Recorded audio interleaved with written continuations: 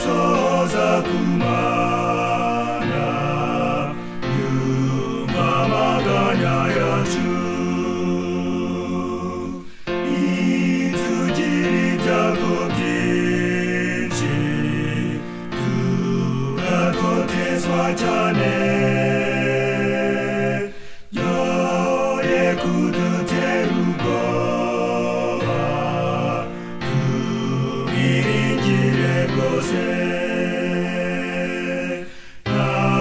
wundi wabidukiza abiduhemburaho Yesu azi intege nke zacu yawisunga Uwiteka nitugira ishavu ryinshi tukababara rwose Yesu niwe uturokora komeza umwizigire